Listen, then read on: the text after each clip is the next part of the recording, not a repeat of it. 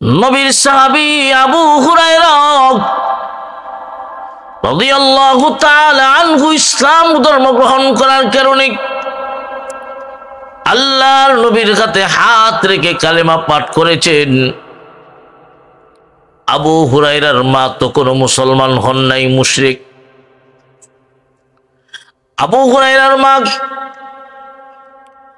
সন্তান আবু হুরায়রাকে ডাক দিয়া কয়, রে আবু হুরায়রা, তুমি বাপ দাদার ধর্ম বাদ দিয়া মুহাম্মদের ধর্ম গ্রহণ করেছো। আমি তোমার মা তোমাকে বলি মুহাম্মদের ধর্ম বাদ দাও, মুহাম্মদের ধর্ম তুমি গ্রহণ করতে পারো না। আবু হুরায়রা কোনো কথা বলে না। এইভাবে একদিন দুই দিন আবু হুরায়রার মা ওনাকে গালিগালাজ করেন ইসলাম গ্রহণ করার অপরাধে। ছেলেরে, তোমাকে না বলছি মুহাম্মদের ধর্ম ফিরাইয়া দিতে? আবু হুরায়রা মার কথায়, মার গালিগালাজে পাল্টা কোনো গালি দেয় না, কোনো কথা বলে না। একদিন আবু হুরায়রার মা আবু হুরায়রাকে বলেন, রে সন্তান, আমি না তোমাকে বলেছি মুহাম্মদের ধর্ম বাদ দিতে? আজকে তোমার ব্যাপারে আমি চূড়ান্ত সিদ্ধান্ত নিলাম, তুমি যদি মুহাম্মদের ধর্ম বাদ না দাও, আমার বাড়ি আর তোমার জায়গা নাই, আমার বাড়িতে থাকতে পারবে না। আবু হুরায়রা তখন বলেছিলেন, মাগো, ও মা, আপনার বাড়ি কেন গো, তামাম পৃথিবী ছাড়তে পারি, তথাপি একটা মুহূর্তের জন্যও আল্লাহর নবীর দরবার ছাড়ব না। আবু হুরায়রা রাদিয়াল্লাহু তাআলা আনহু এই কথা বলে আল্লাহর নবীর দরবারে চলে আসলেন।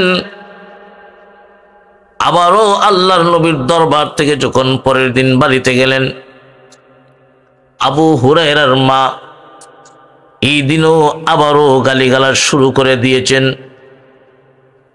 রে সন্তান, তোমাকে না বলেছি হয় মুহাম্মদের ধর্ম ছাড়বা, আর না হয় আমার বাড়ি ছেড়ে দিবা?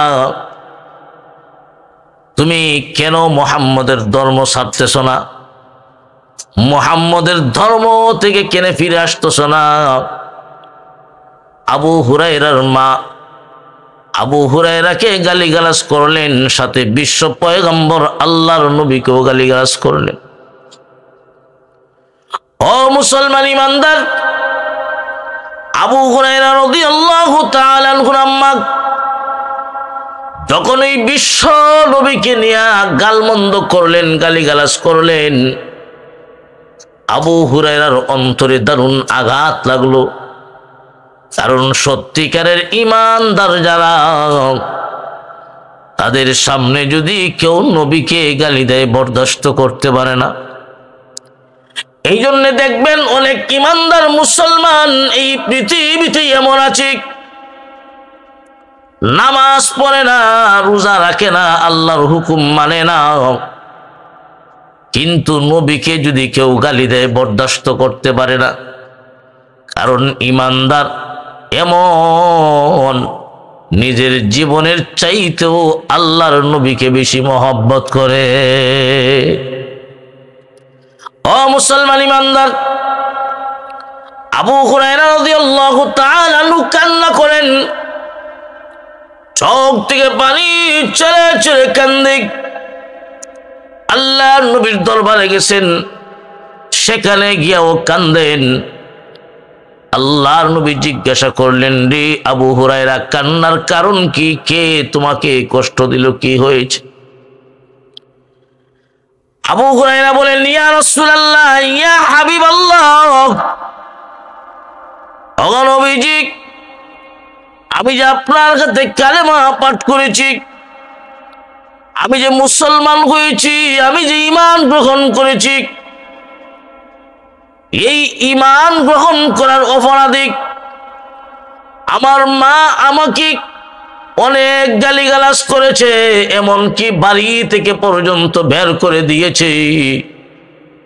আমি আমার মাকে ঘোষণা দিলাম, মা তোমার বাড়ি কেন গো, তামাম পৃথিবী ছেড়ে দিব, তথাপি একটা মুহূর্তের জন্যও নবীর দরবার ছাড়ব না।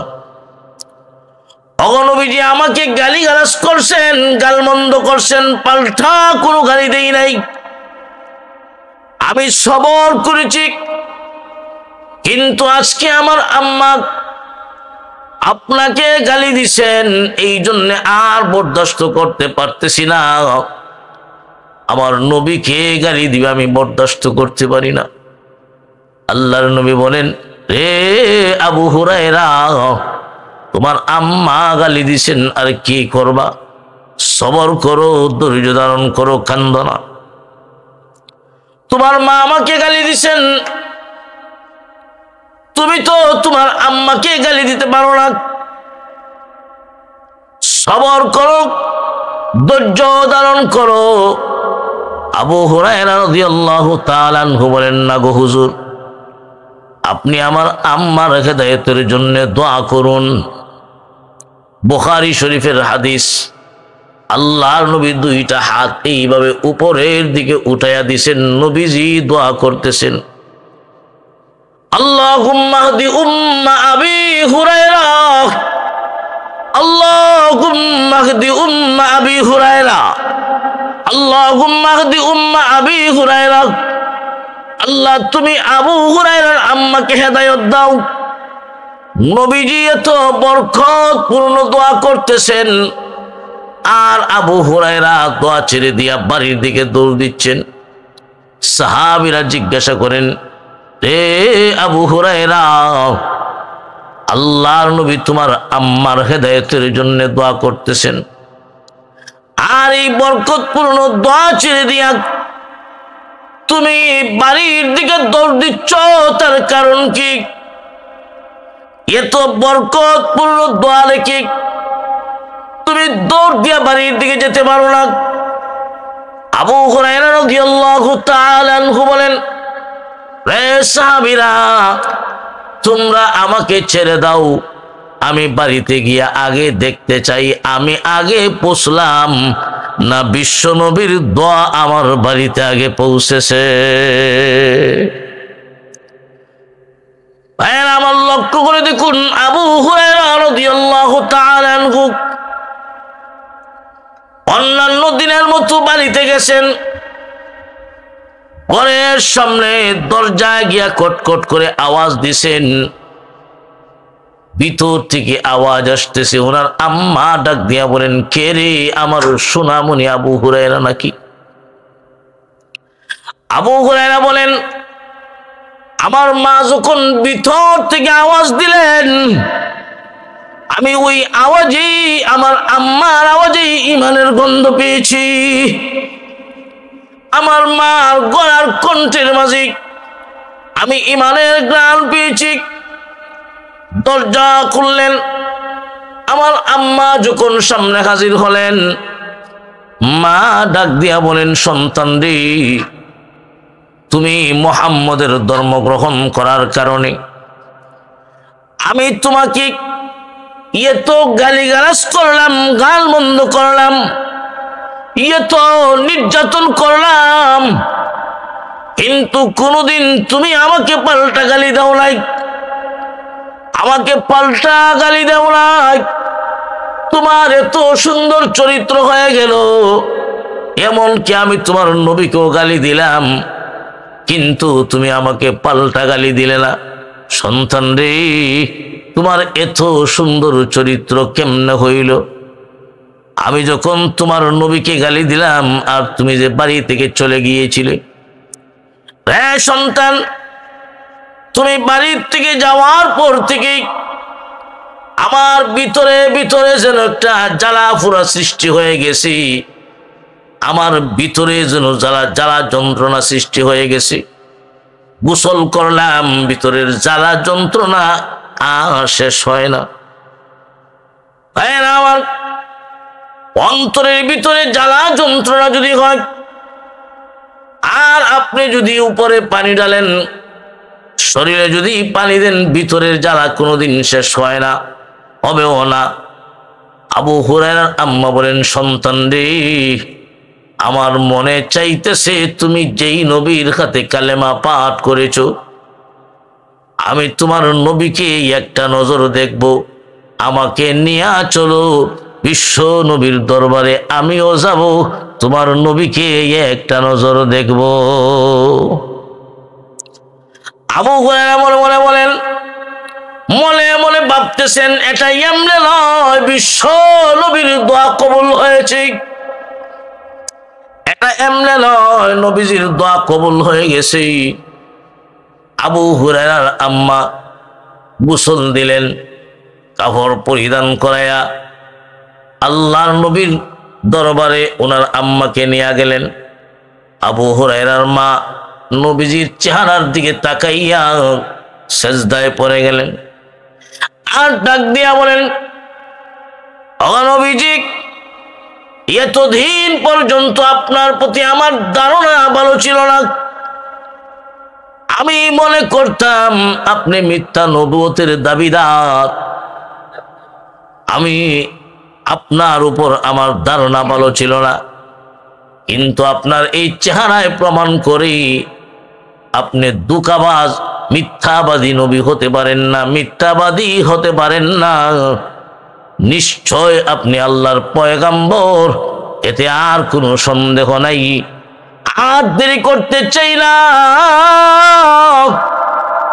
আর দেরি করতে চাই না, আমাকে এক্ষুনি পড়ায়া দিন লা ইলাহা ইল্লাল্লাহু মুহাম্মাদুর রাসূলুল্লাহ সাল্লাল্লাহু আলাইহি ওয়াসাল্লাম। আবু হুরায়রার মা ঈমান গ্রহণ করে নিলেন, ইসলাম গ্রহণ করে নিলেন। ও মুসলমান ইমানদার, আমি যেই কথাটা বলতেছিলাম, ইসলাম গ্রহণ করার অপরাধে, ঈমান গ্রহণ করার অপরাধে সাহাবায়ে কেরাম নিজের বাড়ি ঘরে নির্যাতিত হয়েছেন, আপন জনের হাতে নির্যাতিত হয়েছেন, মার হাতে নির্যাতিত হয়েছেন, বাবার হাতে নির্যাতিত হয়েছেন।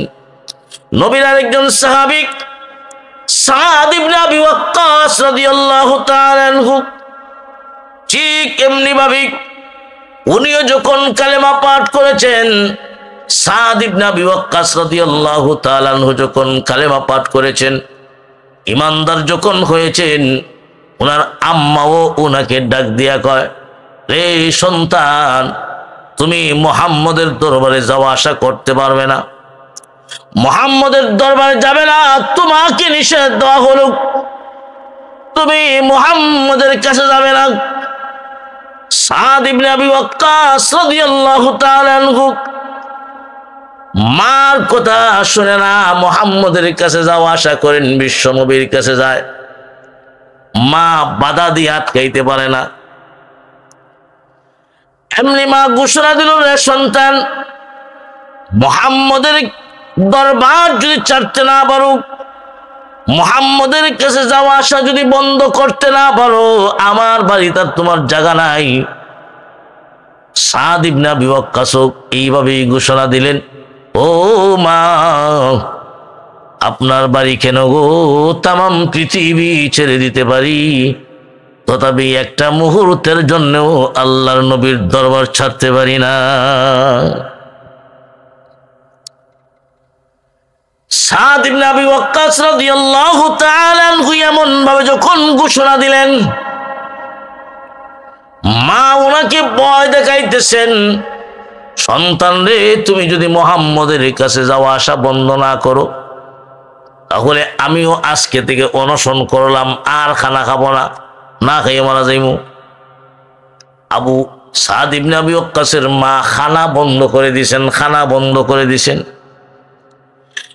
দিন পার হয়ে গেল, কিন্তু না, সাদ ইবনে আবি ওয়াক্কাস রাদিয়াল্লাহু তাআলা আনহুকে নবীর দরবারে যাওয়া বন্ধ করানো যায় না। ওইদিকে সাদ ইবনে আবি ওয়াক্কাসের মা, উনিও চিন্তা করে দেখেন, ছেলের যেহেতু আটকানি যায় না, সুতরাং আমিও আর উপাস থেকে লাভ নাই, আমিও খানা খাই আনি। উনিও খানা খেয়ে নিচ্ছেন। সাদ ইবনে আবি ওয়াক্কাস রাদিয়াল্লাহু তাআলা আনহুর মা, উনিও খানা খেয়ে ফেলেছেন যে আমার সন্তানকে যেহেতু আটকে নিয়ে যাবে না, উনি যাবে, সুতরাং আমিও আর কষ্ট করে লাভ নাই, আমিও খানা খাইনি।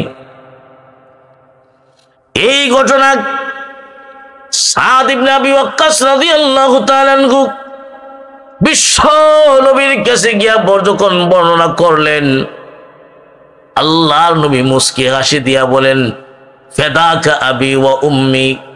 এই সাদ ইবনে আবি ওয়াক্কাস, সকল সাহাবীরা আমি নবীর জন্য বলে ফেদাকা আবি ওয়া উম্মি, ও নবীজি আমার মা এবং বাবা আপনার জন্য কুরবানি হোক।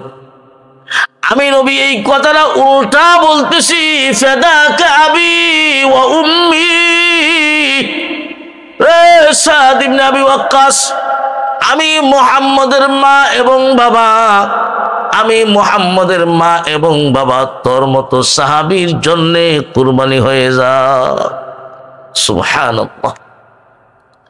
সাহাবায়ে কেরাম ইসলামের প্রাথমিক যুগে ইসলাম গ্রহণ করার অপরাধে বাড়িঘর থেকে ওনাদেরকে তাড়াইয়ে দেওয়া হয়েছে, নির্যাতন করা হয়েছে, বাড়িঘর থেকে শাসন করা হয়েছে, ধমক দেওয়া হয়েছে, ভয় দেখানো হয়েছে, কিন্তু কোনোভাবেই একজন সাহাবীকে বিশ্বনবীর দরবারে যাওয়া বন্ধ করানো যায় না। সুবহানাল্লাহ। সাহাবায়ে কেরামের বাক্য একটাই, সব ছাড়তে পারি, তমাম পৃথিবী ছেড়ে দিতে পারি, তথাপি বিশ্বনবীর দরবার একটা মুহূর্তের জন্যও ছাড়তে পারি না। ভাইয়ের আমার, সাহাবায়ে কেরাম ঈমানের জন্য, ইসলামের জন্য, আল্লাহ এবং তার রাসূলের মহব্বতের ভালোবাসার প্রমাণ দেখাতে গিয়া পৃথিবীতে এমন ইতিহাস রেখেছেন, কিয়ামত পর্যন্ত স্বর্ণালী অক্ষরে লেখা থাকবে। আল্লাহর নবীর মহব্বতে শুধু পুরুষ নেই নয়, নারীরাও পর্যন্ত নবীকে কেমন মহব্বত করত, কেমন ভালোবাসত, আল্লাহু আকবার। ইতিহাসের কিতাবে লেখে, একদিন হযরত বেলাল রাদিয়াল্লাহু তাআলা আনহু ঘোষণা দিতেছেন, হাইয়া আলাল জিহাদ, আসো বিশ্ব পয়গম্বর জিহাদের জন্য বের হয়ে যাবেন। জিহাদের এলান দিলেন। এমনি ঘরের ভিতরে একজন মহিলা, ওই মহিলার একটা ছোট্ট ছেলে, ছোট্ট সন্তান, আর কেউ নাই। ওই মহিলা তার সন্তানকে নিয়ে ঘরে বিছানায় শুয়ে আছে।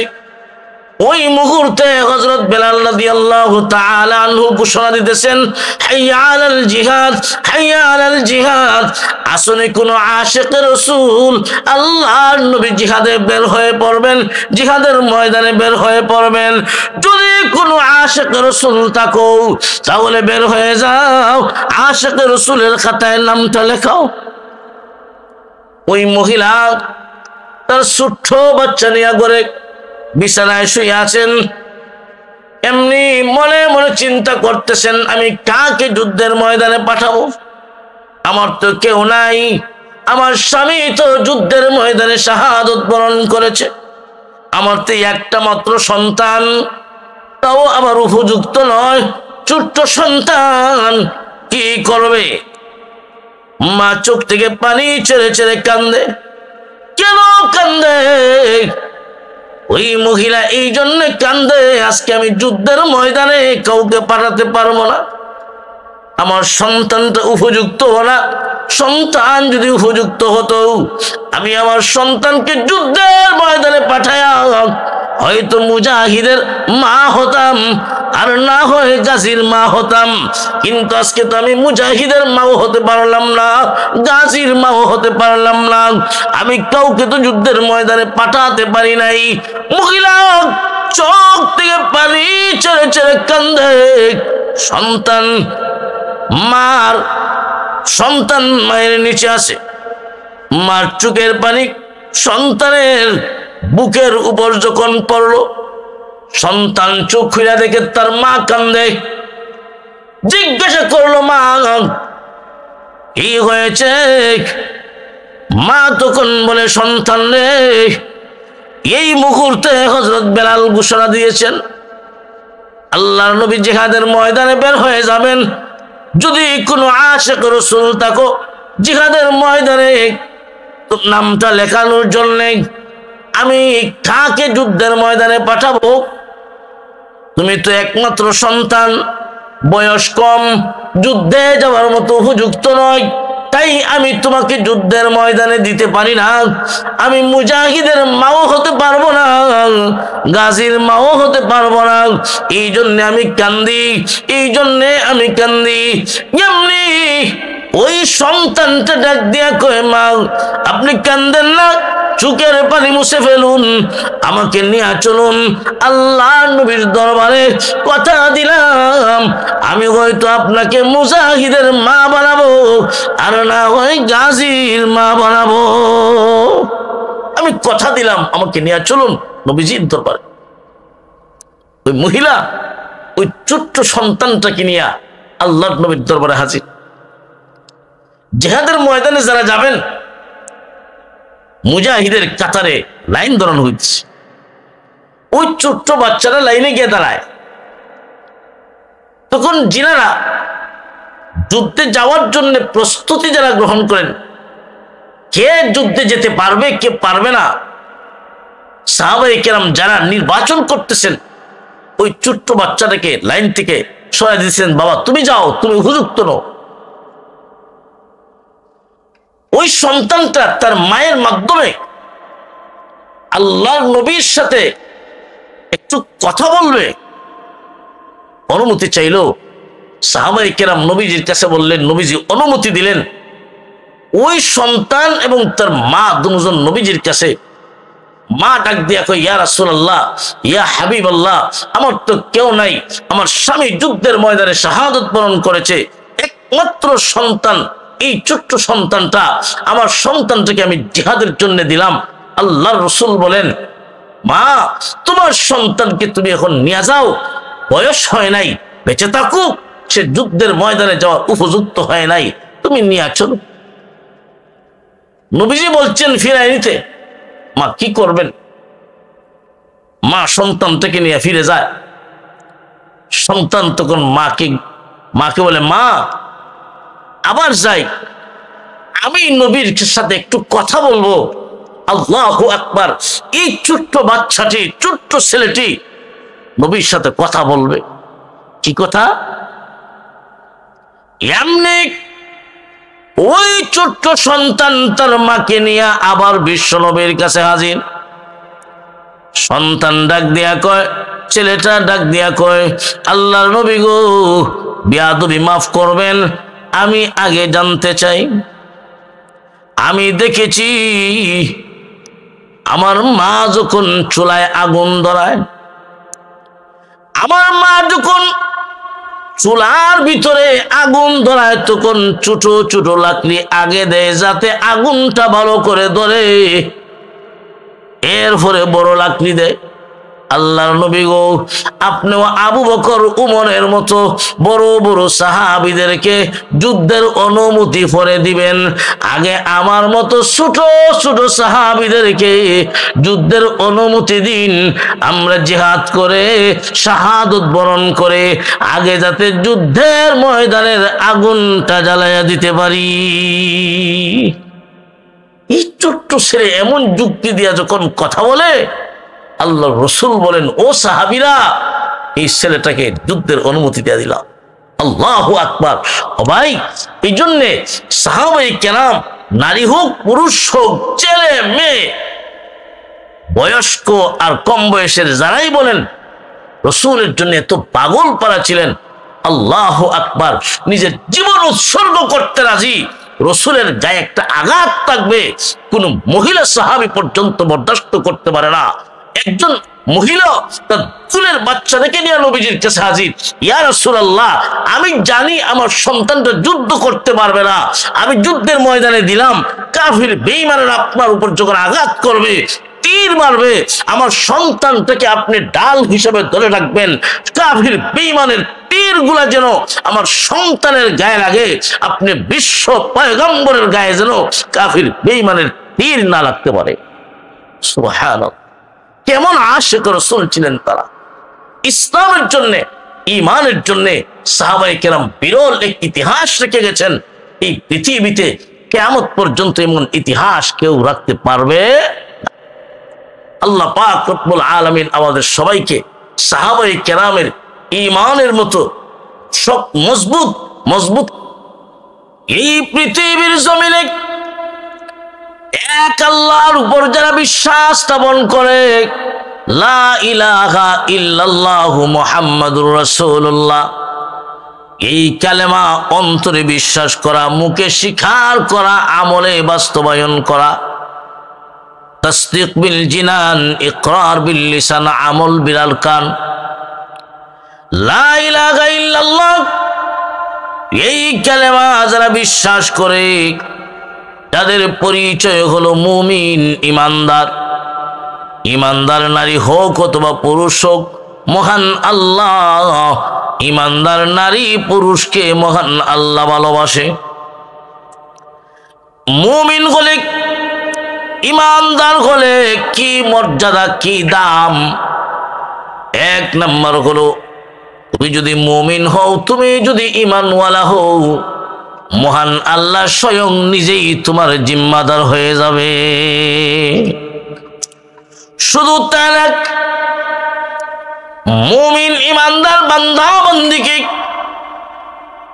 এক আল্লাহর উপর যারা বিশ্বাস স্থাপন করে, এমন মানুষ চায় নারী হোক অথবা পুরুষ হোক, আল্লাহ বলেন ইমানদার নারী পুরুষকে, সত্যিকারের মুমিন বান্দা বান্দিকে সাহায্য করা, তাদের যা লাগে তা দেওয়া, মুমিন বিপদ পড়লে তাদেরকে উদ্ধার করা, মুমিন বান্দা বান্দিদেরকে সাহায্য করা, এটা আমার দায়িত্ব হয়ে যায়।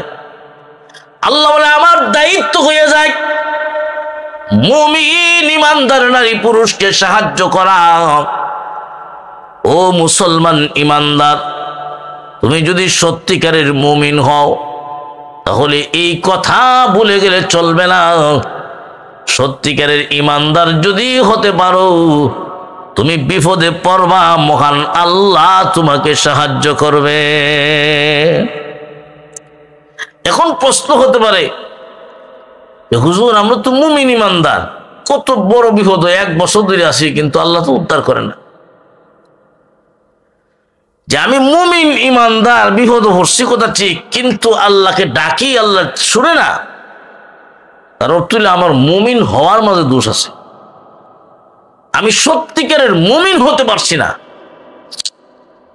সত্যিকারের মুমিন তো তার নাম যারা লা ইলাহা ইল্লাল্লাহ অন্তরে বিশ্বাস করে আর মুখে স্বীকার করে আর আমলে এই পৃথিবীতে বাস্তবায়ন করে, এই দুনিয়ার জীবনে একমাত্র আমি আমার মনিবের গোলাম, এই কথাটা মানিয়া দুনিয়ার জীবন চালায়, তার কাজই হলো দুনিয়ার ক্ষণস্থায়ী জীবন তার মালিকের গোলামি করা।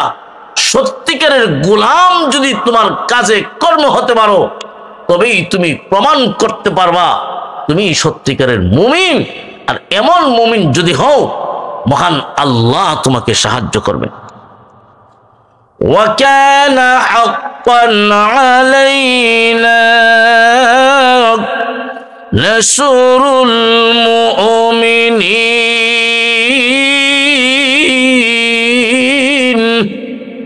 আল্লাহ পাক রব্বুল আলামিন বলেন, সত্যিকারের মুমিন যদি হতে পারো, আমি আল্লাহর উপর দায়িত্ব হয়ে যায়, আমার উপর ওয়াজিব হয়ে যায় তোমাকে সাহায্য করাও। ও মুসলমান, ও মুমিন ইমানদার, তুমি যত বড় বিপদেই পড়ো না কেন, মহান আল্লাহ তোমাকে সাহায্য করবেন, বিপদ থেকে উদ্ধার করবেন। এই কথাটা মহান আল্লাহ এই দুনিয়ার মানুষদেরকে অগ্রিম ঘোষণা দিয়ে দিয়েছেন, আগেই জানায় দিয়েছেন। আল্লাহ পাক রব্বুল আলামিন বলেন, পয়গম্বর ইউনূস আলাইহিস সালাতু ওয়াস সালাম, আল্লাহর পয়গম্বর ইউনূস আলাইহিস সালাতু ওয়াস সালাম, যিনাকে সমুদ্রের মাছ খেয়ে ফেললো, মাছের পেটে আল্লাহর পয়গম্বর, আল্লাহ জানাইয়া দিলেন, হুকুম দিলেন, রে মাছ, আমি আমার খলিল, আমার নবী, আমার পয়গম্বরকে বক্ষণ করার জন্য দেয় নাই, আমি আল্লাহ দিলাম তোমার পেটে তার জায়গা করে দিবা, তোমাকে বক্ষণ করার জন্য দেয় নাই, তোমার ভিতরে আমার পয়গম্বরকে জায়গা দিবা। ইউনূস আলাইহিস সালাতু ওয়াস সালাম মাছের পেটে, ওই মাছটাকে সমুদ্রের আরেকটা মাছ খেয়ে ফেলল। ইউনূস আলাইহিস সালাতু ওয়াস সালাম দুইটা মাছের পেটের ভিতরে। 3 নাম্বার হলো সমুদ্রের অতল গভীরে, মাছ তো সমুদ্রের নিচে। 4 নাম্বার হলো রাত্রিবেলার ঘোর অন্ধকার। 4টা বড় বড় বিপদ। একটা বিপদ প্রথম মাছের পেট, দ্বিতীয় বিপদ দ্বিতীয় মাছের পেট, তৃতীয় বিপদ অতল গভীরের অন্ধকার। এই সাগরের, মহাসাগরের অতল গভীরের অন্ধকার। 4 নাম্বার হলো রাত্রিবেলার অন্ধকার। এই 4টা অন্ধকারের ভিতরে আল্লাহর পয়গম্বর ইউনূস আলাইহিস সালাতু ওয়াস সালাম একদিন 2 দিন নয়, একাধারে 40 দিন পর্যন্ত মাছের পেটে ছিলেন, সমুদ্রের অতল গভীরে ছিলেন, দোয়া করলেন। 40 দিন পার হওয়ার পরে ইউনূস আলাইহিস সালাতু ওয়াস সালাম সমুদ্রের অতল গভীরে দোয়া করেন, লা ইলাহা ইল্লা আনতা সুবহানাকা ইন্নী কুনতু মিনাজ জালিমিন। লা ইলাহা, আল্লাহ তুমি ছাড়া কোনো মাবুদ নাই, কোনো ইলাহ নাই, তুমি ছাড়া কোনো মাবুদ নাই। সমুদ্রের অতল গভীরে পয়গম্বর ইউনূস আলাইহিস সালাতু ওয়াস সালাম বলতেছেন, তুমি ছাড়া। আমরা যখন কারো সঙ্গে কথা বলি, ব্যক্তি যখন আমার সামনে হাজির থাকে, তখন তুমি বা আপনি শব্দ ব্যবহার করি। আর যার সম্পর্কে কথা বলি, উনি যদি উপস্থিত না থাকে, তখন সে বা তিনি, উনি ব্যবহার করি। পয়গম্বর ইউনূস আলাইহিস সালাতু ওয়াস সালাম সমুদ্রের অতল গভীরে বলতেছেন, লা ইলাহা ইল্লা আনতা, আল্লাহ তুমি ছাড়া, এটা আরবি গ্রামার অনুযায়ী তুমি, আনতা আল্লাহ তুমি ছাড়া কোনো মাবুদ নাই। এখান থেকে প্রমাণ, সমুদ্রের নিচেও আল্লাহ সেনা নাই, সমুদ্রের অতল গভীরও আল্লাহ আছে। পয়গম্বর ইউনূস আলাইহিস সালাতু ওয়াস সালাম বলেন, আল্লাহ আমি নিজের উপর জুলুম করেছি, তুমি ছাড়া কেউ মাফ করতে পারবে না, আল্লাহ তুমি ছাড়া আমাকে কেউ উদ্ধার করতে পারবে না। পয়গম্বর ইউনূস আলাইহিস সালাতু ওয়াস সালাম ডাক দিলেন, আল্লাহ তখন বলেন, পয়গম্বর ইউনূসের ডাকে জবাব দিলেন, জবাব কোন সুবহানাল্লাহ। ফাস্তাজাবনা লাহু ونجيناه من الغم وكذلك ننجي المؤمنين। আল্লাহ পাক রব্বুল আলামিন বলেন, ফাস্তাজাবনা লাহু, আমি আল্লাহ পয়গম্বর ইউনূসের ডাকে জবাব দিলাম। শুধু জবাব দিলাম তা নয়, ওয়ানাজ্জাইনাহু মিনাল গাম, আর আমি আল্লাহ পয়গম্বর ইউনূসকে 4টা অন্ধকারের ভিতর থেকে বের করে আনলাম, উদ্ধার করলাম। চারটা বিপদ থেকে আমি আল্লাহ পয়গম্বর ইউনুসকে বের করলাম। আল্লাহ পয়গম্বর ইউনুসের ডাকে জবাব দিছেন। ইউনুস আলাইহিস সালাতু ওয়াস সালাম বিপদে, চারটা বড় বড় বিপদে ডাক দিছেন। আল্লাহ বলেন ফাস্তাজাবনা লাহু, আমি আল্লাহ তার ডাকে জবাব দিলাম। শুধু জবাব দিলাম তা নয়, ওয়ানাজ্জাইনাহু মিনাল গাম, আমি আল্লাহ পয়গম্বর ইউনুসকে চারটা অন্ধকারের ভিতর থেকে বড় বড় বিপদ থেকে বের করলাম। শুধু বের করে দিলাম তা নয়, আয়াতের শেষ অংশে আল্লাহ পাক রব্বুল আলামিন এই কথাটা বিশ্ব নবীর কাছে কোরআনের আয়াত বানায়া আল্লাহ নাজিল করে। ইউনুস আলাইহিস সালাতু ওয়াস সালাম বিপদে পড়েছিলেন, আল্লাহকে ডাক দিয়েছিলেন, আল্লাহ পাক তার ডাকে জবাব দিয়া তাকে উদ্ধার করেছিলেন। এই কথাটা মহান আল্লাহ কোরআনের আয়াত বানায়া বিশ্ব নবীর কাছে নাজিল করেছেন। আর আয়াতের শেষ অংশে আল্লাহ বলেন ওয়া কাযালিকা নুনজিল মুমিনিন।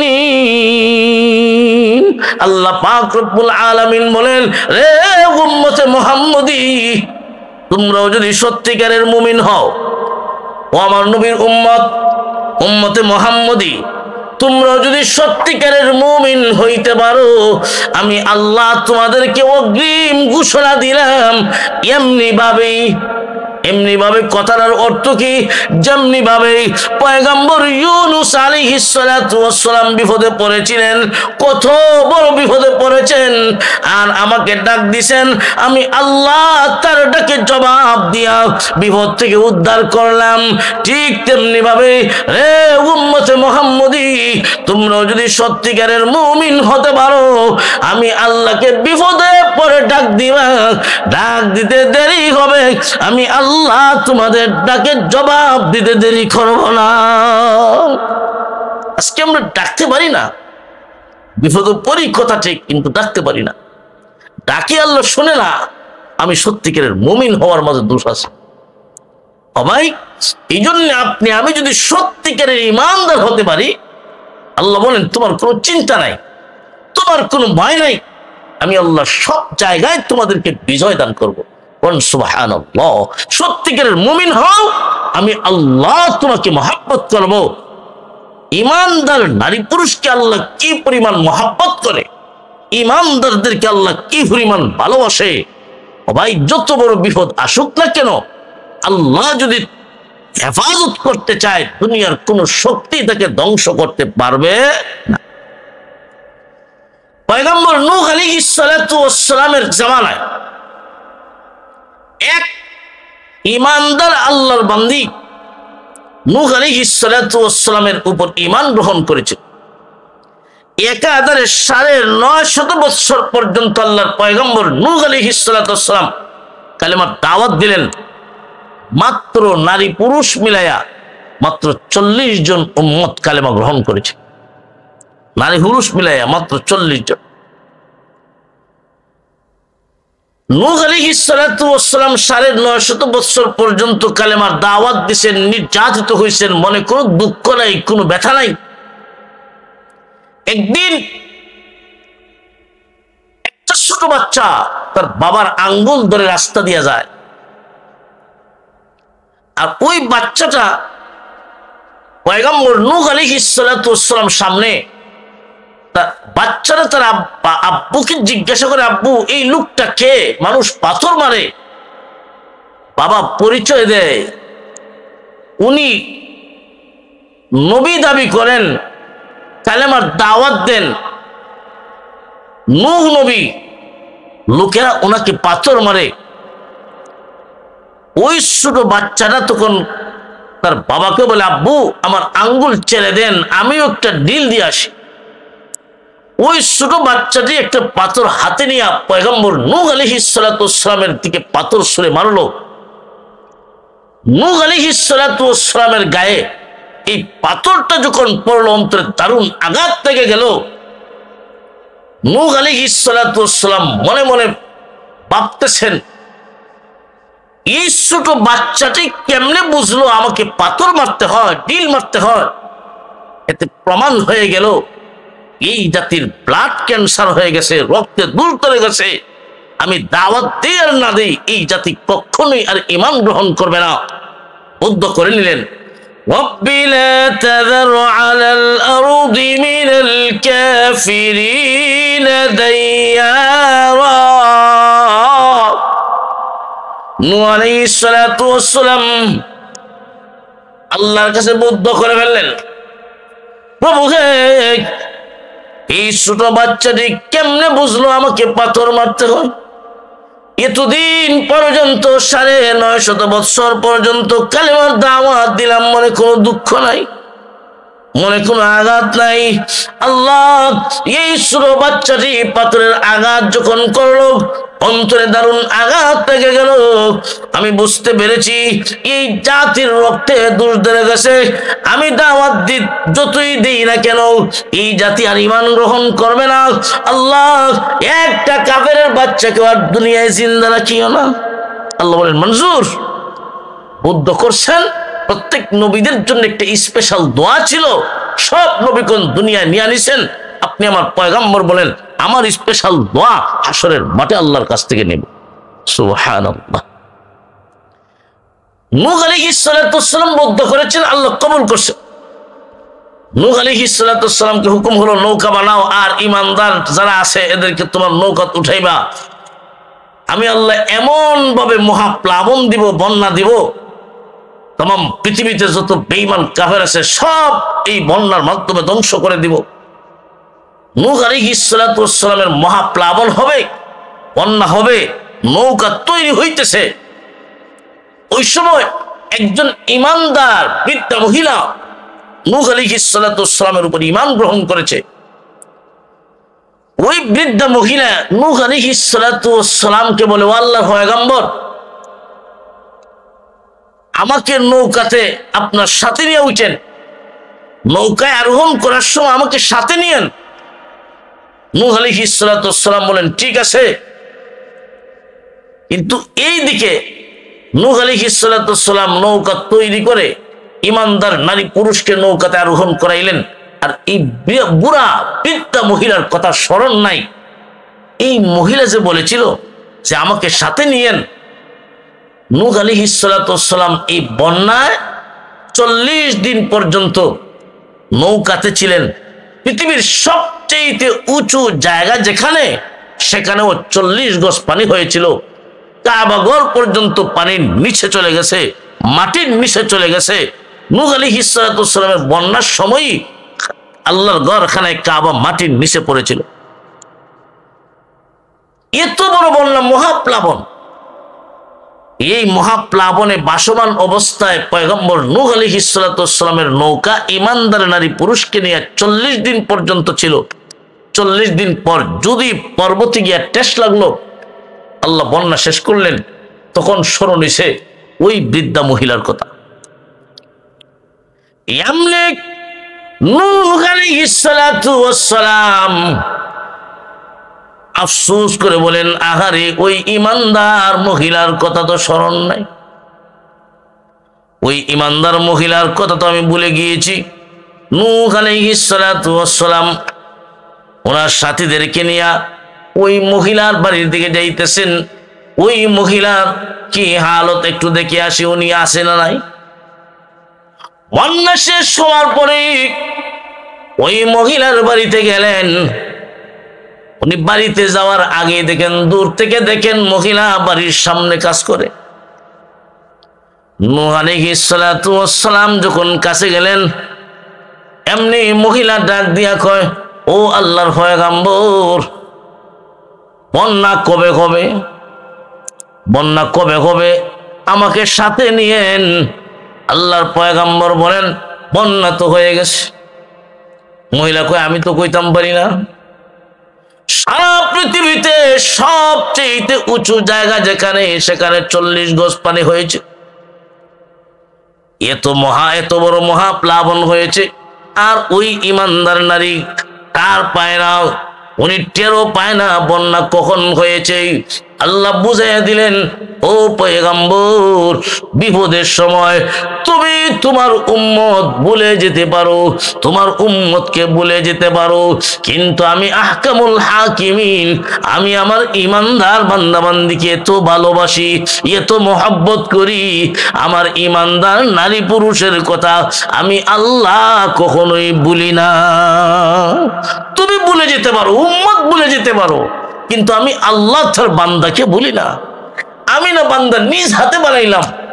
আল্লাহ মানুষকে এত পছন্দ করেন, আল্লাহ মানুষকে নিজ কুদরতি হাতে বানাইছেন। এই যে কুন ফায়াকুনের ওয়াজ, আল্লাহ মানুষকে নিজ হাতে বানাইছেন, সবকিছু আল্লাহ হুকুমের মাধ্যমে বানাইছেন, আর মানুষকে আল্লাহ নিজ কুদরতি হাতে বানাইছেন। কন্যা সুবহানাল্লাহ। সবকিছু বানাইছেন 6 দিনে, আর মানুষকে বানাইছেন আল্লাহ 10 মাস সময় লাগাইয়া। আল্লাহু আকবার। ও ভাই, এই জন্য মানুষকে আল্লাহ এত, যেহেতু নিজ হাতে বানাইছেন, আল্লাহর দয়া মায়া এত বেশি। নূহ আলাইহিস সালাতু ওয়াস সালামের বন্যার পরে আল্লাহ হুকুম দিলেন, তুমি ফাতিলা বানাও, পাতিল। নূহ আলাইহিস সালাতু ওয়াস সালাম মাটির ফাতিলা বানাইতে শুরু করলেন। বানাইতে বানাইতে ফাতিলার বিরাট বড় বড় স্তূপ হয়ে গেল। নূহ আলাইহিস সালাতু ওয়াস সালাম বিরাট বড় বড় ফাতিল, মাটির যে ফাতিল, বিরাট বড় বড় ফাতিলের স্তূপ।